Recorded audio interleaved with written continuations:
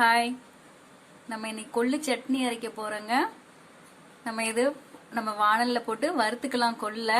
வாங்க போய் செய்யலாம். வாணல்ல போட்டாச்சு. நம்ம இதை நல்லா வறுக்கணும். நல்லா ஒரு அளவுக்கு படபடன்னு வெடிக்கிற அளவுக்கு வறுத்துக்கணும்.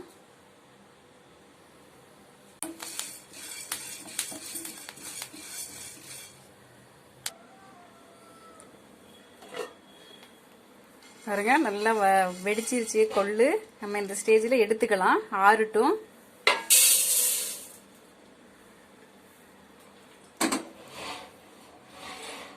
இப்போ வெங்காயம் தக்காளி எல்லாம் நறுக்கி வச்சிருக்கேன், அதெல்லாம் நம்ம வணக்கிக்கலாம். பாருங்க, 2 பெரிய வெங்காயம் எடுத்து நறுக்கினது. நல்லெண்ணெயில சமைச்சுக்கோங்க, நல்லா டேஸ்டா இருக்கும்.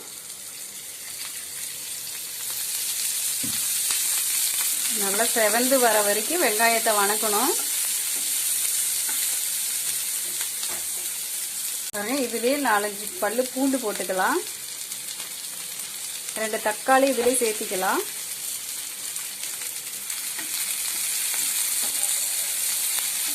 நல்லா வதங்கணும்.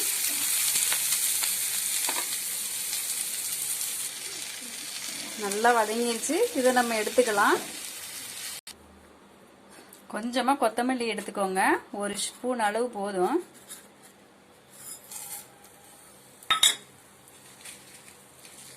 காஞ்ச மிளகாய் 5 எடுத்துக்கோங்க. ஜீரகம் ஒரு 1/2 ஸ்பூன் எடுத்துக்கோங்க. இதெல்லாம் நம்ம அப்படியே லேசா வறுத்துக்கலாம்.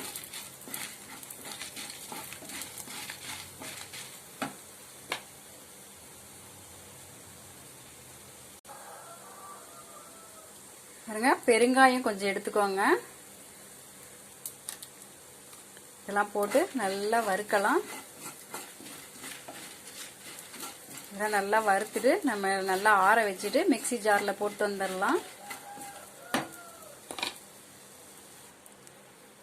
நல்லா கொத்தமல்லி வறுபட்டுருச்சு பாருங்க, கம கமன்னு வாசமா இருக்கு. இதுல கொஞ்சம் தேங்காய் சில்லு சேர்த்திக்கலாம்.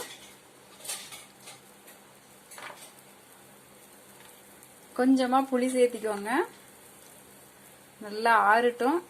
எல்லாம் நல்லா ஆறின விட்டு மிக்ஸி ஜார்ல போட்டு வந்துடலாம். பாருங்க, நல்லா ஆறிடுச்சு. கொஞ்சம் உப்பு சேர்த்திக்கலாம், தேவையான அளவு உப்பு சேர்த்திக்கோங்க. நம்ம இப்ப மிக்ஸி ஜார் போட்டு வந்துடலாம். பாருங்க, நம்ம கொள்ளு துவையல் நல்லா ரெடி ஆயிடுச்சு. கடுகு கருவேப்பிலை எல்லாம் போட்டு தாளிச்சு போட்டு இருக்கேன் பாருங்க.